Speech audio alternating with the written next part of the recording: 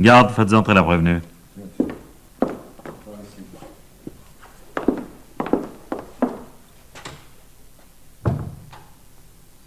Bonjour, monsieur. Asseyez-vous. Non, pas là. Prenez la chaise.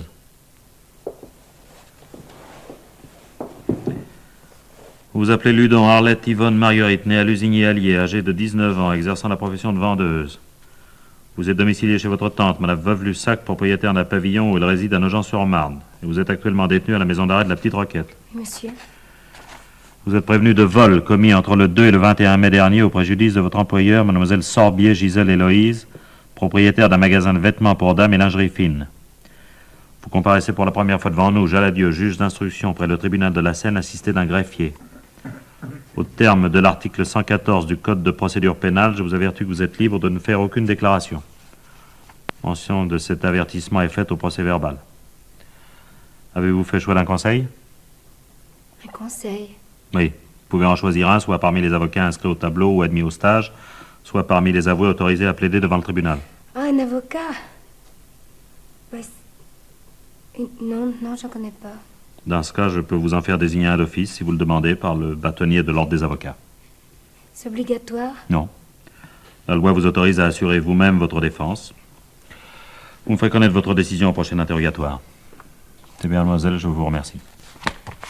C'est tout? Pour aujourd'hui, oui. Vous allez pas m'interroger? Lors de la première comparution, je dois seulement constater votre identité et vous faire connaître expressément chacun des faits qui vous sont imputés, rien de plus. Ah bon? Non, parce que je pensais que... Non, c'est-à-dire que j'espérais que ça serait fini aujourd'hui, quoi. La justice est moins pressée que vous, mademoiselle. L'instruction préparatoire peut demander des semaines, sinon des mois. Il est vrai que votre affaire est simple. Oui, c'est ça, justement, c'est-à-dire que si vous vouliez bien... Bon, il est 17h, j'ai pas d'autre audition pour ce soir. Après tout, si vous le désirez, je peux vous interroger dès maintenant, nous gagnerons ainsi du temps. Oui, j'aimerais mieux. Bon, très bien. Greffier, notez que la prévenue demande à être entendue sans délai sur le fond et qu'elle renonce expressément à la présence de son conseil. Bien, Voyons, l'action publique a été mise en mouvement par une plainte déposée le 21 mai par votre employeur. Voilà. J'ai constaté à plusieurs reprises durant 3 semaines environ la disparition de marchandises dans le stock de mon magasin. Je soupçonne ma vendeuse d'avoir commis ces vols depuis qu'elle est entrée à mon service le 2 mai. La vendeuse, c'est vous, Arlette Ludon. Oui, monsieur. Alors, à la suite de cette plainte, un officier de police s'est présenté à la sortie du magasin et vous a demandé d'ouvrir votre sac en la présence de mademoiselle Sorbier. Après un premier refus, vous avez fini par y consentir. Moi, j'étais bien obligée. Et l'officier de police a constaté que vous emportiez un chandail en laine que la plaignante a formellement reconnu comme lui appartenant. Une étiquette indiquant le prix de vente et écrite de sa main y était encore d'ailleurs fixée. Le flagrant délit étant ainsi établi, une perquisition a été effectuée à votre domicile où l'on a retrouvé une partie des effets dérobés. Reconnaissez-vous les faits qui vous sont imputés? Bon, bien sûr, je l'ai déjà dit au commissaire. Mademoiselle Sorbier a établi une liste des marchandises volées. Je vous la lis. 2 corsages en nylon, une veste imitation peau, une robe en rayon et coton, 7 paires de bas, une jupe de laine, et plus généralement des pièces d'habillement représentant une valeur globale d'environ 700 francs. Oh oui, mais avec ce que j'ai rendu, ça fait beaucoup moins. Comment ce que vous avez rendu? Vous voulez parler des effets qui ont été retrouvés chez vous? Oui, c'est ça. Ah oui, mais c'est différent. Ah oui, parce que rien ne prouve que vous ayez eu l'intention de les restituer. Bien au contraire. D'ailleurs, certaines des marchandises que vous aviez volées n'ont pas été retrouvées. C'est le cas notamment d'un des corsages de nylon et de la veste en imitation peau. Que sont-ils devenus? Ben, la veste, je pouvais pas la porter, on l'aurait remarqué. Alors je l'ai revendue. Vous l'avez vendue, tout simplement. Oh, pas très cher. Oui, ça ne change rien aux faits, ça. Et le corsage de nylon? J'ai donné à une amie. Ah bah oui, il est facile de faire des cadeaux dans de telles conditions. Mais vous n'avez pas craint que cette munificence soudaine n'attire l'attention? Je pensais pas que ça aurait fait autant d'histoire. Comment? Alors, vous commettez un vol, une série de vols même, et vous pensez que ça fera pas d'histoire. C'est une curieuse conception de la justice. Non, c'est pas ce que je voulais dire, non mais enfin... Quoi? Enfin, non, c'est-à-dire que je pensais pas qu'on m'arrêterait. Quand on a retrouvé les affaires chez moi, mademoiselle Sorbier a dit à l'inspecteur qu'elle allait retirer sa plainte, alors... Oui, il est exact que cette personne ne s'est pas constituée partie civile en échange de votre promesse formelle de rembourser les marchandises volées. Bah alors, pourquoi est-ce qu'on m'a arrêté? Votre employeur est libre de ne pas exiger réparation du préjudice subi, mais l'action publique n'en est pas éteinte pour autant. Mais puisque j'ai promis à mademoiselle Sorbier de la rembourser, enfin, c'est bien qu'elle peut avoir confiance en moi. Ah, vous croyez, après ce que vous avez fait? Bah oui, que je vais travailler, je mettrai de l'argent de côté. Évidemment, la loi vous autorise à travailler pendant votre détention préventive, mais enfin... Non, ma détention... Détention préventive? Vous voulez dire que je vais rester en prison? Naturellement. Je ne peux envisager de prendre une mesure de mise en liberté provisoire tant que l'enquête n'est pas terminée. Mais quelle enquête? Mais vous savez tout. Je sais tout ce que vous avez bien voulu dire. Seulement, moi, je dois vérifier l'exactitude de vos déclarations, puis m'assurer que vous n'avez pas commis d'autres délits. Oh, bon, ça suffit bien comme ça. Oh, puis d'ailleurs, qu'est-ce que j'aurais pu faire d'autre? Oh non, je vous en prie, monsieur. Oh non, je vous en prie, je ne veux pas retourner en prison. Oui. Alors voilà donc la raison pour laquelle vous teniez tant à être interrogé dès aujourd'hui sur le fond, hein. Vous imaginiez que j'allais vous poser quelques questions, puis qu'ensuite vous seriez libre, que vous pourriez reprendre votre existence normale. Bon, remarquez, je ne suis pas opposé par principe. Mais je ne sais pas si ce serait un service à vous rendre. Vous allez être appelé à comparaître devant le tribunal correctionnel. On va me condamner. Bah, c'est évident. Le délit est prouvé. Vous le reconnaissez vous-même, votre culpabilité. Vous tombez sous le coup de l'article 401 du Code pénal qui prévoit un emprisonnement d'1 an au moins et de 5 ans au plus. 5 ans? Je vais rester 5 ans en prison? Oh non, je n'ai pas dit ça. Oh. Je peux évidemment préjuger de la décision que prendra la Cour, mais il serait étonnant. Voyons. Bah, vous n'avez jamais été condamné. Oh non, ça, j'ai jamais rien fait de mal. Bon, bah, dans ce cas, il est possible que vous obteniez le bénéfice du sursis. Quoique les renseignements sur vous sont pas défavorables. C'est votre tante, Madame Veuve Lussac, qui vous a élevé après la mort de votre mère, n'est-ce pas? Oui. Oui, j'avais 6 ans quand ma mère est morte. Oh, elle était tellement gentille, tante Marthe. Si elle m'avait pas prise avec elle, je sais pas ce que je serais devenue. Votre père ne s'est pas occupé de vous? Non, il avait quitté maman avant ma naissance. Tante Marthe m'a fait venir chez elle à Nogent. Elle s'est occupée de moi, elle m'a envoyée à l'école. Oui, jusqu'à l'âge de 16 ans. Et vous avez interrompu votre scolarité après avoir échoué 2 fois à l'examen du brevet. Oh, j'étais pas très forte. Alors tante Marthe m'a mise en apprentissage et puis ensuite, bah, j'ai travaillé. Mais oui, j'ai sous les yeux vos certificats de travail que la police a saisis. Vous avez été apprenti pendant 9 mois, puis vous êtes entré chez une couturière à façon. Vous y êtes resté du 28 août au 17 octobre. C'est bien peu de temps, ça, hein? Oui, la patronne m'a mise à la porte. Pourquoi? À cause de son mari. Il était tout le temps après moi, alors... Ah, vous comprenez Mais j'ai retrouvé du travail comme retoucheuse. Oui, mais pendant 6 mois seulement. Bah oui, mais c'était la saison creuse, ils avaient plus de commandes. Et comme j'étais la dernière arrivée, alors on m'a pas gardée, quoi. Heureusement, tante Marthe, elle a un ami qui est contremaître dans une usine. Ils embauchaient à ce moment-là, alors ils m'ont prise. Oui, comme ouvrière sur machine à bobiner, c'est bien ça? Oui, oui, c'est ça, mais c'était très dur. J'arrivais pas à suivre les cadences, alors j'étais obligée de partir. Oui, c'est ce que je vois. Alors, quelques semaines plus tard, vous êtes entrée comme vendeuse dans un magasin d'alimentation à Nogent. Oui, tante Marthe avait parlé de moi dans le quartier. Elle avait dit que je cherchais du travail. Alors c'est comme ça que j'ai obtenu la place, quoi. Voilà, j'ai eu de la chance. C'était tout près de la maison, ça faisait pas beaucoup de trajet, puis les patrons étaient très gentils. Oui, c'est moi. Pourtant, une fois de plus, vous n'y êtes pas resté bien longtemps, là, du 15 septembre au 19 janvier. Oui, mais là, c'est pas de ma faute. Je suis tombée malade. Oui, et enfin, vous avez été engagé par mademoiselle Sorbier, chez laquelle vous n'avez commencé à travailler que le 2 mai, 3 mois et demi après avoir quitté votre place précédente. C'était à cause de ma maladie. Enfin, tout cela dénote quand même une certaine instabilité. Remarquez qu'il n'y a rien de répréhensible là-dedans. Rien en tout cas qui laissait prévoir. Voyons, mademoiselle. Pourquoi avez-vous commis ces vols? Je sais pas. C'était plus fort que moi. Vous comprenez, tous ces vêtements, ils étaient si jolis. Ça me faisait envie. Ça, je veux bien admettre que vous ayez eu envie de les porter, mais ceux que vous avez donnés à une amie, hein, la veste que vous avez vendue, J'avais besoin d'argent. vous auriez pu demander une avance à mademoiselle Sorbier. C'est ce que j'ai fait, mais elle a refusé. À ce moment, je venais d'être malade, alors j'avais tout dépensé. Mais mademoiselle, je comprends pas. Vous viviez chez votre Mais tante. justement, elle était pas là. C'est pour ça que j'avais besoin d'argent. Elle n'était pas là? Où était-elle? Elle était chez ses cousins dans le midi. En vacances? Oh non. Oh non, c'était pas vraiment des vacances. Non, mais depuis qu'elle a été opérée, il y a 3 ans, elle est fatiguée. Ça faisait longtemps qu'elle parlait d'y aller pour se reposer. Et puis un dimanche, au début de mars, le cousin Raymond est arrivé en voiture pour la chercher. Début de mars, c'est pendant que vous étiez malade, ça. Oui, c'est ça, monsieur. Et comment se fait-il que votre cousin vous ait pas emmené vous aussi?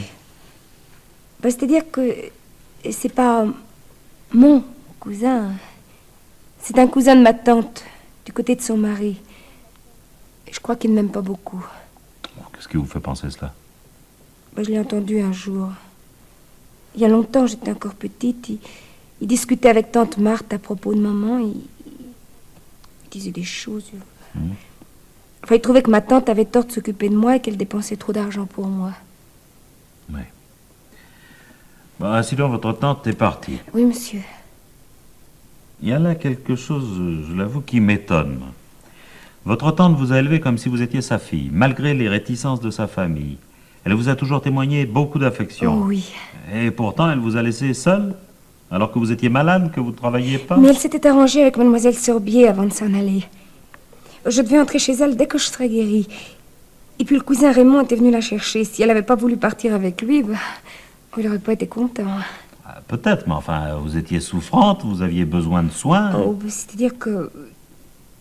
Non, enfin, j'étais pas tellement malade, non. Le docteur avait dit que c'était une bronchite.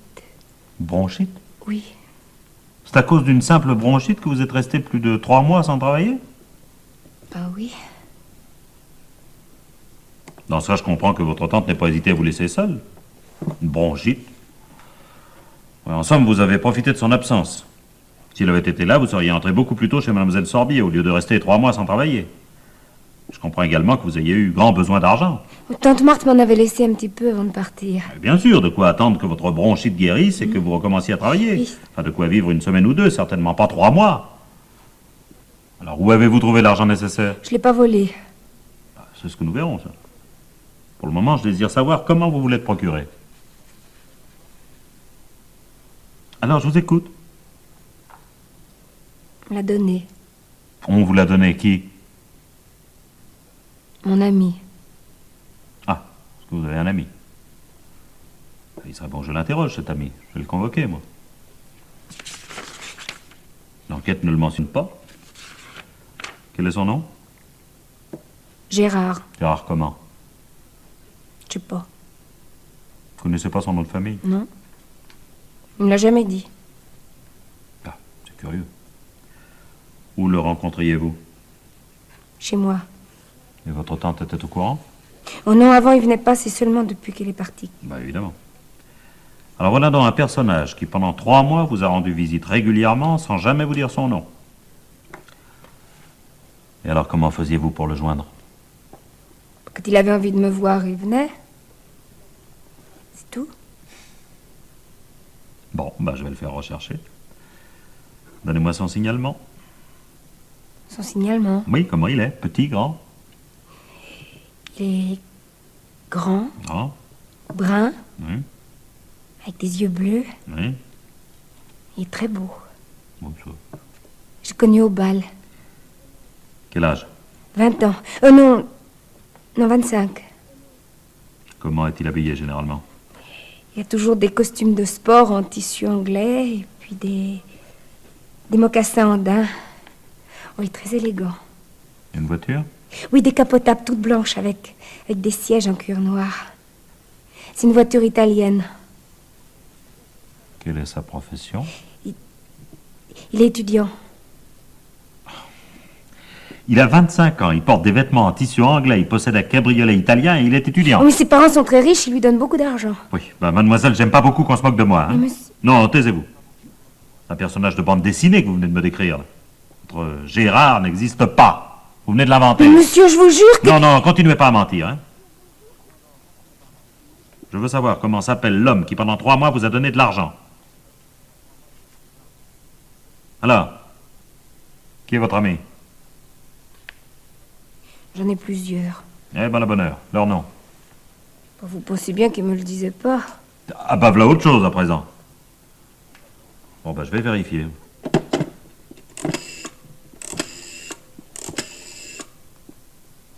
Allô? Amandine? Moi ici, Jaladieu, juge d'instruction. Oui, bonjour, inspecteur.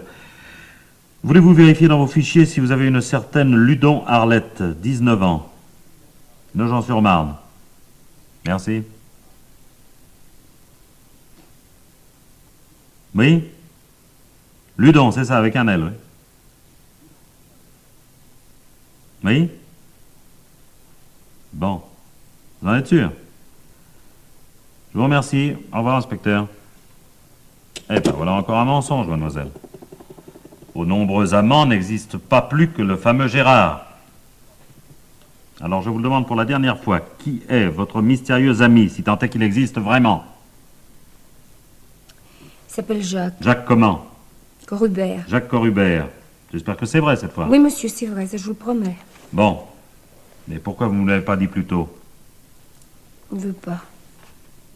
Il veut pas qu'on sache que je le connais. Pourquoi? Il a quelque chose à cacher, ce monsieur? Oh non, ça, il a rien fait de mal, je vous jure. Vraiment? Jacques Corubert... Attendez donc. Corubert... Corubert, c'est un nom que j'ai déjà entendu, ça. Jacques Corubert. Je serais pas étonné qu'il ait eu des démêlés avec la justice. Oh non, non, non, ça c'est sûrement pas lui, alors. C'est Jacques Corubert, il me semble qu'il s'agit d'une affaire de correctionnel assez récente et je crois me souvenir...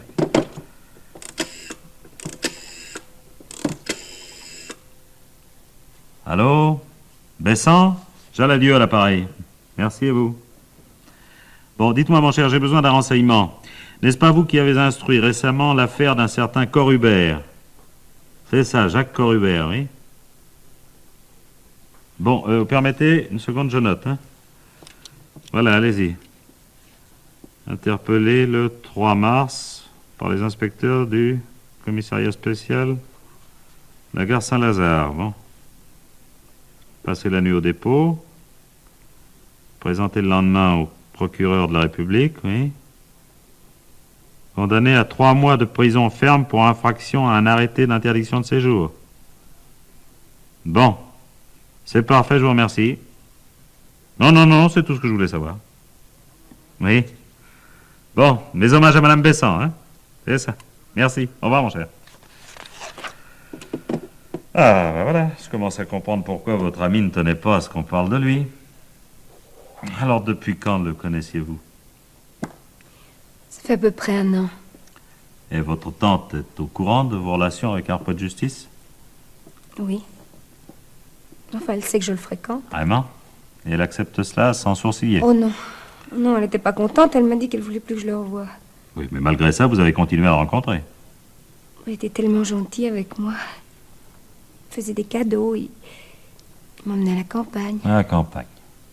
Oui, chez son frère en Normandie. C'est extraordinaire. Oui. Ainsi, ce monsieur qui n'a probablement pas de source de revenus avouée vous invite à passer le week-end en Normandie. Oh, mais pas seulement les week-ends, j'y suis restée 15 jours. Ah, bah de mieux en mieux. Et alors, ces escapades de champêtre se produisaient souvent? Oh non. Oh non, une fois, c'est tout. Juste avant ma bronchite. Jacques aurait bien voulu que je reste plus longtemps, mais... il fallait que je rentre à cause de mon travail chez Mademoiselle Sorbier, que je devais commencer le lundi. Enfin, si j'étais pas tombée malade. Alors il m'a raccompagnée chez Tante Marthe. Ignorant en cela l'arrêté d'interdiction de séjour dont il faisait l'objet. Il est vrai que ce genre d'individu n'attache guère d'importance à des détails aussi futiles qu'une décision de justice. L'avez-vous revu depuis? Non. Le soir, au moment de repartir en Normandie, il est tombé sur un inspecteur qu'il connaissait. Il n'a pas eu de chance. Non, il n'a pas eu de chance, en effet. Alors c'était donc le 3 mars, et cette mauvaise rencontre lui a valu 3 mois de prison. L'esprit chevaleresque qui l'avait poussé à vous raccompagner lui a coûté cher. Je me demande d'ailleurs ce qui a pu l'inciter à prendre un tel risque. Il fallait qu'il voie ma tante. Lui, pourquoi faire? Eh bien, pendant que j'étais en Normandie, on avait décidé de se marier tous les deux. Alors il est revenu avec moi pour le dire à tante Marthe. Ah, bah dites donc, je suppose que la nouvelle lui a pas fait grand plaisir. Oh, bah si. Ah si? Si, elle a dit qu'elle était d'accord. Ah. Elle voulait seulement qu'on attende un peu pour nous marier jusqu'à ce que j'ai 21 ans. Ouais. Ainsi, Corubert et vous êtes pratiquement fiancés. Je dois vous prévenir que vos relations avec un repris de justice ne seront pas de nature à vous attirer l'indulgence du tribunal. Hein? Oh, oui, ça je sais bien. Mhm. C'est pour ça que je voulais pas vous en parler. Vous voyez, j'en étais sûre, j'aurais mieux fait de rien dire. Il est vrai que votre candeur et votre naïveté plaideront en votre faveur. Enfin, je pense qu'un examen médico-psychologique s'impose et je vais désigner un expert. Pour moi? Je suis pas malade. Mais non, bien sûr, vous n'êtes pas malade. Mais sans être vraiment malade, vous souffrez peut-être de certains troubles qu'un examen permettrait de déceler. Vous n'avez jamais suivi de traitement? Non. Vous n'avez pas souffert de crise nerveuse pendant votre enfance ou de convulsions? Oh non. Non, quand j'étais petite, j'avais quelquefois des migraines. Tante Marthe m'a emmenée chez un docteur. Un spécialiste? Oh, ça, je sais pas. Il m'a examiné la tête, on m'a mis une espèce de bonnet avec des fils.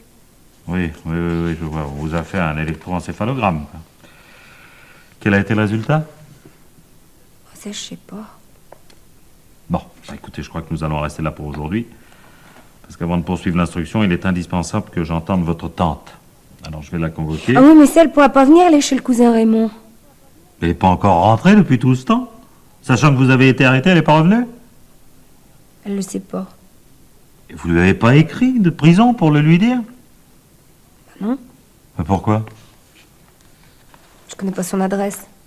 Comment ça, vous connaissez pas son adresse? Bah non. On m'avait dit qu'elle me l'enverrait, puis... Bah, elle a dû oublier. Mais enfin, mademoiselle, voyons. Votre tante est absente depuis le mois de mars et vous ne savez pas où elle se trouve. Elle ne vous a pas donné de nouvelles depuis son départ? Si, elle m'a envoyé des cartes postales. Eh bien alors, il y a un nom sur des cartes postales. Il y a un nom de ville ou de village. Ah oui, peut-être. J'ai pas fait attention. Les avez-vous gardé, ces cartes? Non, monsieur. C'est invraisemblable, ça, quoi. Et son courrier, alors, vous lui avez pas fait suivre? Oh non. Vous savez, elle reçoit pas beaucoup de lettres. Hein. Il y a juste eu son mandat de retraite, j'ai voulu le toucher pour elle, mais à la poste, ils n'ont pas voulu me le donner. Je suppose que vous savez pas non plus quand elle doit rentrer. Bah non, monsieur. Bon, bah écoutez, mademoiselle, je regrette, mais je ne peux pas me soumettre au bon plaisir de madame votre tante. Moi, j'ai pas l'intention d'attendre son retour pour l'interroger. Alors, un de mes collègues de province s'en chargera en vertu de la commission rogatoire que je vais lui adresser. Bon, reste à savoir où elle se trouve. Puisque vous ne connaissez pas son adresse, je vais être obligé de la faire rechercher. Seulement, je vous préviens, ça risque d'être trop long. Et votre éventuelle mise en liberté provisoire en sera retardée d'autant, hein. Mais je demande pas mieux que de vous aider, moi, monsieur, mais... Comment s'appelle-t-il, ce fameux cousin? Non, vous n'allez pas me dire que ça aussi, vous l'ignorez quand même, non? Ma tante Marthe parle toujours du cousin Raymond. Bah oui, mais Raymond, c'est un prénom, ça, c'est pas un nom de famille. Bah, elle dit toujours le cousin Raymond. Écoutez, vous m'avez bien dit que c'est un parent du mari de votre tante, ce cousin Raymond. Oui, monsieur. Bon. Alors, si c'est un parent du mari de votre tante, il doit s'appeler Lussac, lui aussi. Et Lussac, c'est un nom du sud-ouest, ça, dans la région de Bordeaux, peut-être. Quelle est sa profession, à ce cousin? Je crois bien qu'il a un commerce de légumes dans son village. De légumes, il est cultivateur. Ah non, il a un magasin. Il a un Ah bon, bah dans ce cas, il doit habiter une ville, alors. Bon, écoutez, je vais essayer de récapituler ce que nous savons. Vous prenez note, greffier, hein? Recherche concernant Madame Veuve Lussac, demeurant, etc., résidant actuellement chez un parent qui se nommerait Raymond Lussac et posséderait une boutique d'alimentation dans une petite ville, vraisemblablement dans le sud-ouest, non loin de Bordeaux. Oui, je pense qu'avec ça, nous n'aurons pas trop de mal à le retrouver. Oh, attendez. Oui. Attendez, non. Non, je me souviens maintenant. Non, c'est pas du côté de Bordeaux. C'est pas de bon, alors où? Oh, c'est près de Moulins. Moulin. Moulin dans l'Allier? Oui, oui, c'est ça. Je me rappelle que tante Marthe en a parlé plusieurs fois. Vous m'avez dit que ce cousin habitait dans le Midi. Ouais, je me suis trompée.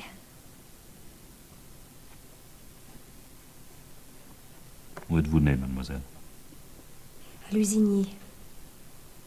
Lusigny, c'est un village de l'Allier dans l'arrondissement de Moulins, ça, hein? Oui, monsieur. Vous y avez vécu jusqu'à l'âge de 6 ans, jusqu'à la mort de votre mère. Oui, c'est ça. Autrement dit, vous y avez passé une partie de votre enfance. Et pour vous, pendant plusieurs années, Moulins a été la grande ville près de laquelle vous habitiez. Et c'est pour cela qu'instinctivement, vous avez lancé ce nom alors que moi, j'avançais celui de Bordeaux. Oh, mais non, ça, monsieur, je vous assure. Ça a été un réflexe de votre part lorsque vous m'avez entendu dire qu'il ne serait pas difficile de retrouver votre tante. Vous avez voulu brouiller la piste. Moi?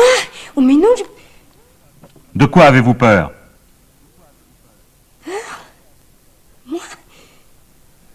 Mais non, j'ai pas peur. Si. Vous avez peur que la justice ne parvienne à identifier le fameux cousin Raymond. Vous avez peur que celui-ci ne soit interrogé. Vous avez peur qu'il ne dise... Où est votre tante, mademoiselle? Mais je vous l'ai dit. Vous savez bien que... Non, je ne sais rien. Ou plutôt si. Je sais qu'elle a toujours vécu dans son pavillon de Nogent-sur-Marne.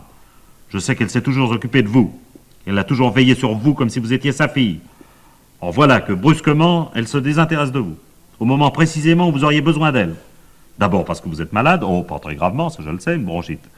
Mais surtout parce que vous êtes arrêté et incarcéré. Elle sait pas que je suis en prison. Bien plus, elle disparaît pendant plusieurs mois sans donner de ses nouvelles. Oui, elle m'a envoyé des cartes postales. Que bien entendu, vous n'avez pas conservé. Personne ne sait où elle se trouve. Elle ne touche même pas sa pension, qui est probablement son unique source de revenus. Alors moi, je vais vous dire ce que je crois, mademoiselle. Raymond Lussac, s'il existe, ce qui reste encore à prouver, n'est pas venu chercher votre tante. Non, parce que personne n'est venu la chercher.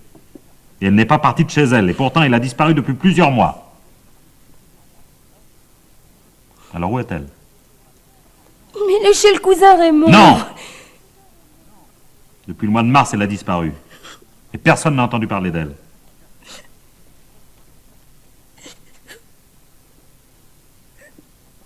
Elle est morte, n'est-ce pas?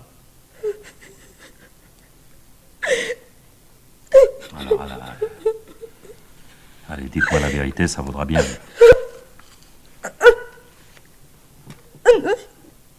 Je peux pas, c'est pas possible. Mais si, c'est possible. Vous allez voir, ça ira tout seul. Comment est-elle morte? Elle s'est noyée. Elle s'est noyée dans la Marne. Quand? Le jour où je suis revenue de Normandie. Bon. Eh ben voilà qui change. Seulement maintenant, vous feriez mieux de me raconter ce qui s'est passé. Donnez-moi tous les détails, hein? Quand je suis arrivée après le déjeuner avec Jaco. Ah bah oui, Corubert. Oh, oui, c'est ça. On rentrait juste de Normandie. Quand on est arrivé, Rosalie était là. Qui c'est ça, Rosalie? Rosalie Faliès, c'est une voisine. Elle vient souvent à la maison pour bavarder avec tante Marthe. Alors Jacques est resté dehors, puis je suis entrée toute seule. Pourquoi? Parce qu'il voulait pas qu'on le voie. Pas forcément, il n'avait pas le droit d'être là. Oui, l'interdiction de séjour. Bon, continuez. Alors, le mari de Rosalie est venu la chercher. Ils sont partis chez eux pour regarder le match à la télé. Alors j'ai fait entrer Jaco. On est restés là à bavarder un moment, tous les trois. Et puis tante Marthe a dit qu'on devrait profiter du soleil pour aller se promener. Jaco, lui, il n'en avait pas tellement envie, mais comme ça faisait plaisir à tante Marthe, il a dit que c'était une bonne idée. On est partis, tous trois. Où êtes-vous allés? Au bord de la Marne. C'est tout près de la maison, il y a qu'à descendre la rue, puis on y est. Bon. Alors que s'est-il passé? On a pris le petit chemin juste au bord de l'eau. Et Jaco et moi, on marchait devant. Tante Marthe, elle va pas vite avec sa canne. Alors tout d'un coup, on a entendu un cri. C'est plein de fondrières par là, et Puis avec la pluie qui était tombée, il y avait de la boue partout. Ça glissait. Alors, quand on a vu qu'elle tombait dans l'eau, on est revenu en courant. Jaco, il a essayé de la rattraper, mais elle a disparu tout de suite. Bon, alors après? Ben, c'est tout. Comment c'est tout? Vous n'avez pas crié? Vous n'avez pas appelé au secours? Oh, ben si. Mais il n'y avait personne. J'ai dit à Jacques qu'il devrait plonger, mais il ne sait pas nager. Puis moi non plus. On a bien cherché une barque, mais il n'y en avait pas dans le coin. Vous n'avez pas appelé la police ou les pompiers? Mais je sais moi, pas. je voulais le faire, mais Jacques, il m'en a empêché. Il avait peur qu'on lui mette ça sur le dos. Pourquoi lui aurait-on mis ça sur le dos, puisqu'il s'agissait d'un accident? Oh, bah, avec la police, on ne sait jamais. Puis comme il était interdit de séjour... Alors plutôt que de risquer 3 mois de prison, il a préféré laisser votre tante se noyer sous ses yeux. Et vous avez accepté? Mais je pouvais pas faire autrement. Oh non, c'était effarant, ça. Alors vous n'avez rien fait, vous n'avez même pas essayé de trouver du secours. Vous êtes rentré chez vous. Mais ça servait à rien de rester là. Puis Jaco, il devait repartir en Normandie. Moi, je voulais partir avec lui, mais lui, il n'a pas voulu. Il disait qu'on pouvait trouver ça louche. Il a promis de venir me chercher, mais... il n'a pas pu puisqu'il a été arrêté. Oui, en effet, il a été arrêté le soir même, au moment où il s'apprêtait à prendre le train. Et vous, malgré cela, vous n'avez toujours rien dit. Votre tante était morte, votre fiancé en prison, mais vous avez repris votre vie normale, comme si rien ne s'était passé. Oh non. Non, je suis tombée malade. Oui, oh, la fameuse bronchite qui a duré 3 mois. Et vos voisins, alors, ils vous ont rien demandé, eux? Personne dans le quartier n'a été surpris par la soudaine absence de votre tante? J'ai dit qu'elle était partie chez le cousin Raymond. Comme elle en parlait depuis longtemps, ça a étonné personne. Moi, ce qui me surprend, c'est que la police vous ait pas convoqué. Pour Jacques? Ah non, il n'a pas dit qu'on... Mais non, pas pour Jacques, à propos de votre tante. Oh, ils n'ont pas dû la retrouver. Oh, bah, ça m'étonnerait, ça. Le corps d'un noyé ne reste jamais longtemps au fond. Après quelques heures d'immersion, quelques jours tout au plus, il remonte à la surface. Il ne se passe pas une semaine sans que la brigade fluviale ne repêche ainsi dans la Seine ou dans la Marne des cadavres que l'on demande à la famille de venir reconnaître. Moi, on m'a rien demandé. Bah non, mais c'est surprenant. Il est pourtant être facile de l'identifier grâce au contenu de son sac. Elle l'avait pas pris. Bah pourquoi? Bon, pour faire une promenade si près de la maison, elle n'en avait pas besoin. Oui. Et puis dans ce cas, évidemment, l'identification était plus difficile. Greffier, donnez-moi la liste des corps découverts par la police et non identifiés. Merci. Voyons, Mars, un homme, femme. Ah oui, mais environ 28 ans, c'est pas ça. Homme encore, jeune fille. Ah, tiens, là, peut-être ce que nous cherchons. Femme âgée, taille 1m65, cheveux blancs, corpulence mince. Oh non, ça c'est sûrement pas elle faisait de l'obésité graisseuse. Ça venait des glandes. Ah bon? Alors, continuons. En mars, il n'y a plus rien. Avril, je vois pas. Curieux, ça. Je vais demander à la police de faire des recherches plus approfondies. Comment était-elle vêtue le jour de sa mort? Elle avait sa robe noire, ses bas et ses chaussures, et puis sa canne, bien sûr. La couleur de son manteau noir, lui aussi? Non, elle n'en avait pas. T'es sorti sans manteau? Bah oui, on ne devait pas rester longtemps. Quel temps faisait-il ce jour-là? Oh, il y avait du soleil. C'est même pour ça qu'on était allés se promener. Il y avait du soleil, hein? Oui. Comment ça se passait, ça? Ah bah ça se passait le jour même où Corubert a été arrêté, voilà. Oui, ça, oui, le samedi 3 mars. Samedi 3 mars, il y avait peut-être du soleil, mais il devait néanmoins faire froid, c'est encore l'hiver, ça. Et vous voulez me faire croire que votre tante est sortie sans mettre un manteau? Bah, elle n'était pas frileuse. Le 3 mars? Je vous en prie, hein, mademoiselle. Alors, une femme âgée, en mauvaise santé, qui sort sans manteau en plein hiver, et qui de surcroît ne prend pas son sac. Mieux encore, vous prétendez qu'elle s'est noyée accidentellement. Cependant, son corps ne remonte pas à la surface. Comment vous expliquez ça, vous, hein? Je sais pas. Ah non, vous savez pas. Seulement moi, je vais vous l'expliquer. Si le corps est resté au fond, c'est parce qu'il était lesté. On lui avait attaché un poids, de telle sorte qu'il ne puisse remonter à la surface. Non, c'est pas vrai. C'est la seule explication valable. est possible. Bon, alors il est bien difficile de croire à un accident. Si c'était un accident. J'en doute. Ne serait-ce qu'à cause du manteau et du sac. Tout semble indiquer que votre tante était déjà morte lorsqu'elle est tombée dans la marne. Enfin, lorsqu'on l'y a jetée. Non, Léon, je vous dis que non. Vous feriez mieux de ne pas persister dans cette voie et de vous décider enfin à dire la vérité. Hein? Oh non, écoutez, je vous en prie, mademoiselle, les larmes n'arrangent rien. Alors, où et quand votre tante est-elle morte? Puis je vous conseille de ne pas abuser de ma patience. Alors, je répète ma question. Où et quand est-elle morte? C'était un accident, je vous jure que c'était un accident. Nous verrons cela plus tard.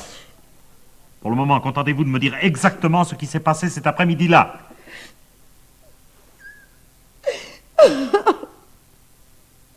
Dépêchez-vous. C'était avant. Dans la maison. Ah, enfin.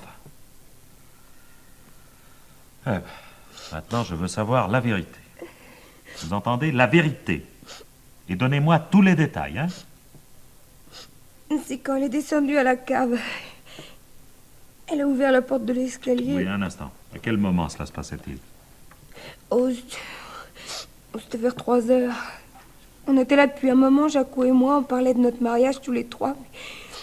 Tante Marthe s'est levée pour descendre à la cave. Qu'allait-elle y faire à la cave? Elle voulait prendre une bouteille de vin. De vin? Oui, de mousseux. Elle en gardait pour les grandes occasions. Elle a ouvert la porte de l'escalier. Où se trouve-t-elle, cette porte? Elle est de l'autre côté du couloir, juste en face de la cuisine. Elle l'a ouverte et puis... Je sais pas ce qui s'est passé, elle a dû manquer une marche. Quand on l'a entendue tomber, on a couru, Jacques et moi, elle était couchée par terre en bas de l'escalier. Elle saignait. Jacques a voulu la soulever, mais elle était trop lourde. Il y avait une mare de sang autour de sa tête. Moi, j'ai essayé de lui parler, je l'ai appelée. Mais elle répondait pas. Jacques a dit qu'elle était morte. Lequel de vous deux a décidé de cacher le cadavre? C'est Jacques. Il a dit qu'il le fallait, ça c'est qu'on aurait des ennuis. Des ennuis, enfin, mademoiselle, vous vous rendez compte, non? Non, vous vous rendez pas compte. Alors, continuez. Et je vous ai tout dit. Tout ce qui concerne la mort de votre tante, oui, mais après. Après. Ah oui, après. Votre ami, pour éviter des ennuis, a décidé de faire disparaître le cadavre. Mais qui l'a transporté jusqu'à la Marne? C'est lui? Vous ne l'avez pas aidé? Oh non. Non, j'avais trop peur. Pourtant, vous m'avez dit il y a un instant qu'il avait voulu la soulever, mais qu'il n'était pas arrivé. Non, il était obligé de la traîner. Il est très fort, vous savez. Quand il est arrivé en haut de l'escalier, dans le couloir du rez-de-chaussée, qu'a-t-il fait? Elle a ouvert la porte d'entrée. Il est sorti? Oui, Avec le corps de votre tante? oui, monsieur. Il l'a traîné jusqu'à la Marne, en plein jour, un samedi, alors que le pavillon est entouré d'immeubles, d'où n'importe qui pouvait le voir et alerter la police. Mais on pouvait pas le voir, il faisait nuit. Au milieu de l'après-midi? Non, il a attendu le soir. Mais non, mademoiselle! Tout le monde dormait. Non, mademoiselle, non! Le soir, Corubert était arrêté. Il a passé la nuit au dépôt. Autrement dit, si le corps a été jeté dans la Marne au cours de la nuit, il l'a été par une autre personne. Par un complice ou une complice. Ah non, non. Ah non, ça c'est pas moi, non. Non, ça c'est pas moi, monsieur, c'est pas moi. C'est un fait que je vous vois mal transportant toute seule et sur plusieurs centaines de mètres le cadavre d'une femme plus grande et plus forte que vous. Non. Non, c'est pas vous. Alors dans ce cas, mademoiselle, la conclusion s'impose. Le corps de votre tante est resté dans la maison. Et probablement même à la cave. Oui. À la cave. C'est certainement là qu'on l'a fait disparaître. Comment le pavillon est-il chauffé? Par des radiateurs. Tante Marthe a fait installer le chauffage central il y a 4 ans. Elle trouvait que les poêles, c'était... Il y a une chaudière à la cave, alors? Oui, monsieur. Oui. Non, parce que ça aurait pris trop de temps. Et Corubert devait être pressé d'en finir. Alors il a laissé le corps à la cave. Il y a enterré. Bah, c'est inutile de vous demander si les choses se sont bien passées ainsi. Vos larmes sont une réponse éloquente, hein? Alors, pendant 3 mois, vous avez continué à vivre dans cette maison, tout en sachant qu'à la cave, il y a... Enfin, comment avez-vous pu? À quoi est-ce que ça aurait servi que j'en parle? De toute façon, elle était morte, ça aurait rien changé. Puis j'avais peur. Vous aviez peur de qui? Jacques avait dit que si je racontais ce qui s'était passé, il me tuerait. Oh, une menace en l'air. Oh non, il l'aurait fait. Il l'aurait fait, mais je croyais qu'il vous aimait, qu'il voulait vous épouser. Oui, bien sûr, il m'aime. Bah alors? Et ben alors, il est comme ça. Vous le connaissez pas, vous pouvez pas comprendre. Il est gentil avec moi, très gentil, mais quand on lui désobéit, il se met dans des colères épouvantables. Il est comme ça, monsieur. C'est pas de sa faute. Oui, mais enfin, tant qu'il se trouvait en liberté, vos craintes étaient peut-être fondées, mais il a été arrêté le soir même. Alors qu'est-ce que vous risquiez? Il m'a dit que s'il se faisait prendre, ses amis s'occuperaient de moi. Ah oui. La solidarité du milieu. Vous savez, voilà une légende à laquelle je ne crois plus depuis longtemps. Mais je vous dis qu'il l'aurait fait, je le connais, je sais qu'il en est capable. Je suis sûre qu'il m'aurait tué si je l'avais dénoncé. Si vous l'aviez dénoncé? Mais c'était pas une menace en l'air, c'est pour ça que j'ai eu si peur, vous comprenez? Il m'aurait tué. Oui.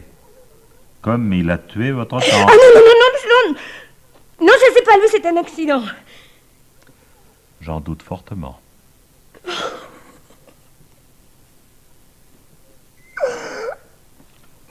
Votre tante descendait-elle souvent à la cave? En hiver, oui. À cause de la chaudière. Ah, elle s'en occupait elle-même. Oui. Oui. Elle y allait donc plusieurs fois par jour, et cela depuis des années. L'escalier lui était familier, elle devait en connaître chaque marche. Alors, comment expliquez-vous qu'elle soit tombée ce jour-là? Il n'y avait pas de lumière. Pourquoi il n'y avait pas de lumière? Parce que la lampe marchait pas. Alors, raison de plus pour qu'elle soit prudente. Oui, mais elle se dépêchait. Elle courait. Elle courait pour aller chercher du vin. Oui. Jacques avait dit qu'il avait soif. Alors il voulait lui faire plaisir.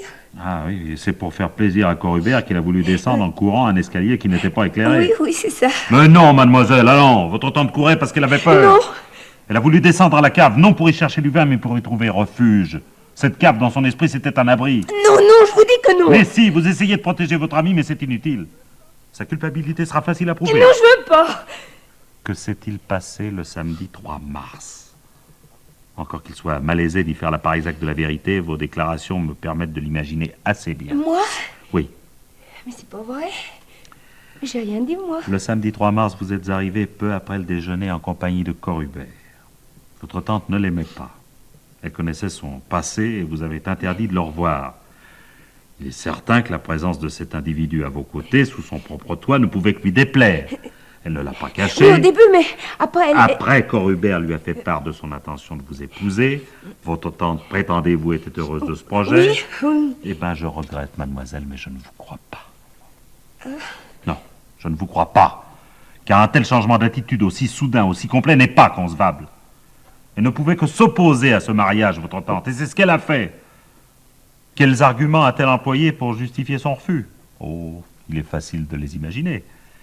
Vous êtes mineur, vous ne pouviez vous marier sans son consentement, et jamais ne vous aurez autorisé à épouser un repris de justice. C'est à peu près cela, n'est-ce pas? Elle a dit que j'aurais 21 ans, je pourrais faire ce que je voudrais. Voilà. Alors Corubert, qui n'aime pas voir ses projets mis en échec, a insisté. Vous aussi, probablement. Votre tante, elle, a maintenu son opposition, et la discussion s'est envenimée. Peut-être même a-t-elle menacé, s'il restait à Paris pour continuer à vous voir, de le dénoncer aux autorités. Toujours est-il que votre ami s'est mis en colère, une de ces colères épouvantables, dont vous avez parlé, et votre tante a pris peur. Elle redoutait qu'il ne la brutalise, qu'il ne la frappe, il la menaçait, et elle a quitté précipitamment la pièce et cherchant un refuge, elle a ouvert instinctivement la première porte qui s'offrait à elle, en face du salon où vous vous trouviez tous les trois, de l'autre côté du couloir. Celle de l'escalier, qui mène à la cave, Cet escalier qui n'était pas éclairé, prétendez-vous? Oui, c'est vrai, la lampe marchait pas. Et comment se fait-il alors que quelques secondes plus tard, vous ayez pu voir une mare de sang autour de sa tête? Jaco a changé l'ampoule. Ah. Il est allé en chercher une autre. Eh ben, dites donc, quelle présence d'esprit. Et comme il a fait vite. Non, mademoiselle. Non, mademoiselle, s'il n'y avait pas de lumière, c'est que votre tante, dans sa précipitation, n'avait même pas pris le temps de l'allumer. Elle ne le pouvait pas, la malheureuse, car votre ami la poursuivait. Il est arrivé en haut des marches, presque en même temps qu'elle. Il était là, derrière, et là... Non, non, non, ça, il l'a pas poussé, ça, je vous jure qu'il l'a pas poussé. Elle a fait un faux pas, elle a glissé, Oh non, ça, Jaco l'a pas poussé, ça, je vous jure que c'est pas vrai. C'est vrai, elle est tombée. Elle est tombée. Elle est tombée. Eh bien, admettons-le un instant. En quoi sont les marches? En ciment? Non, elles sont en bois. L'escalier est droit? Non, non, il y a un palier au milieu, après il tourne et... Elle était couchée là, elle bougeait pas. Elle saignait. Oh, c'était horrible. Eh oui, elle saignait, elle était blessée, je l'admets. Mais elle n'était pas morte. Mais si, je vous dis que je lui ai parlé, je l'ai appelée. Mais elle n'a pas répondu. Elle avait perdu connaissance, rien de plus. Une chute de 8 ou 9 marches, des marches de bois, ce qui plus est, ne suffit pas à causer la mort. Non, elle n'était que blessée. Et votre ami s'est affolé. Il était là, devant cette femme qui avait menacé de le dénoncer, qui était blessée par sa faute. Il savait qu'elle parlerait, qu'elle l'accuserait. Alors, il fallait l'en empêcher. Il fallait la faire taire à n'importe quel prix. Alors il a fait ce que lui dictait son instinct de criminel. Il l'a traînée jusqu'au bas des marches et là il l'a assassinée.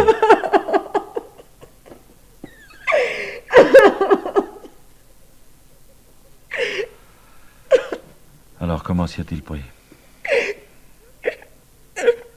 Je peux pas le dire.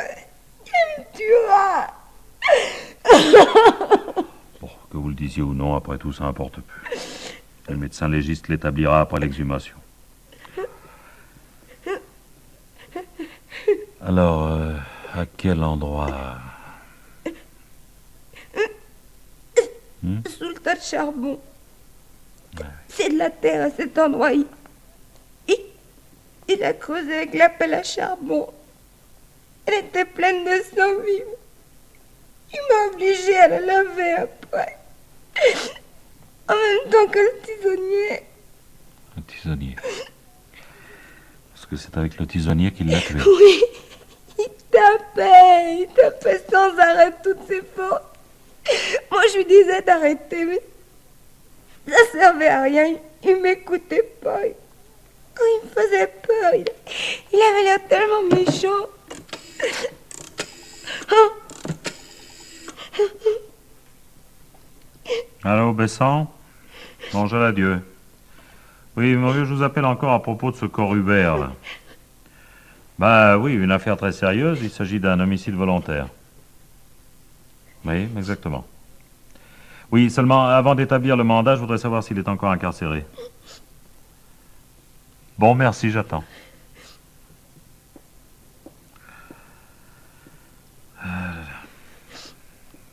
Allô, oui?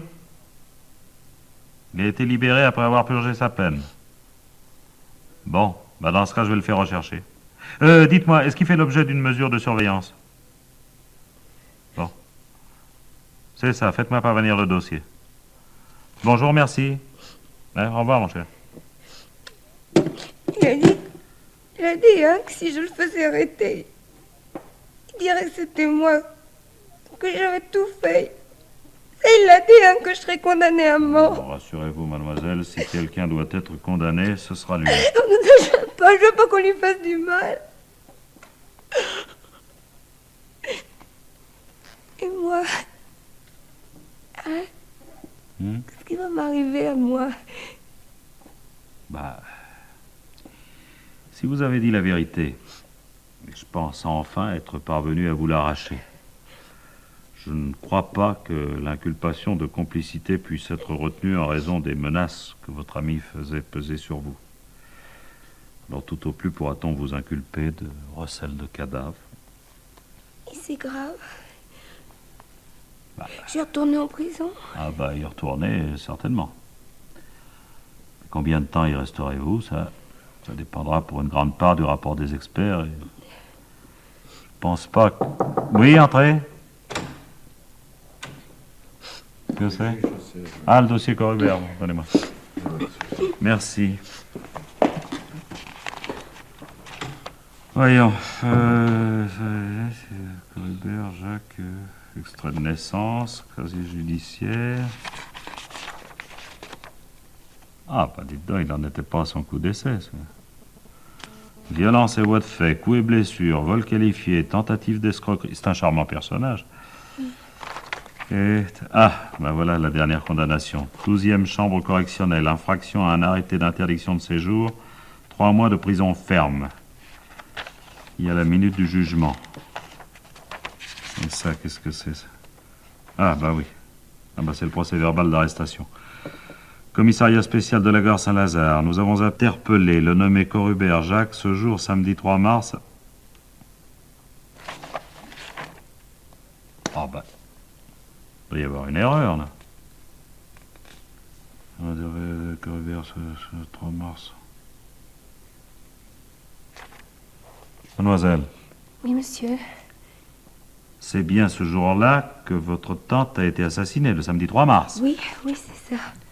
Si j'en crois vos déclarations, dès votre arrivée de Normandie, peu après l'heure du déjeuner, vous vous êtes rendu au domicile de votre tante, chez laquelle se trouvait une voisine. C'est bien cela? Oui, c'est ça, monsieur. Cette voisine, comment s'appelle-t-elle? Ah, bah, vous l'avez. Ah oui, ben voilà. Rosalie Faliès. Elle vous connaît, je suppose? Oh, bah oui, bien sûr. Bon, elle pourra donc témoigner que vous étiez chez votre tante le samedi 3 mars en début d'après-midi. Oui. Oui, mais pourquoi? Et en revanche, elle n'a pas vu Corubert. Ah non, puisqu'il était dehors. J'ai attendu que Rosalie s'en aille pour le faire entrer.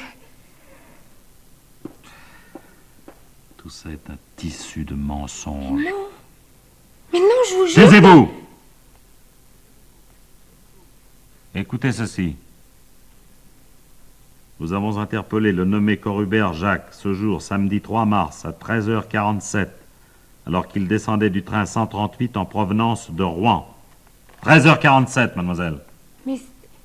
Mais c'est pas possible, ça. Ils ont dû se tromper. Oh, je vous en prie, les rapports de police ne mentent pas, eux.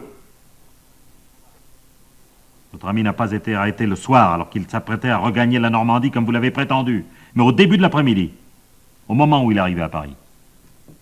Alors, autrement dit, il n'a pas pu vous accompagner chez votre tante. Il n'est pas resté dehors pour attendre le départ de la voisine. Vous étiez seul quand vous êtes entré. Vous étiez encore seul lorsque vous vous êtes disputé avec elle.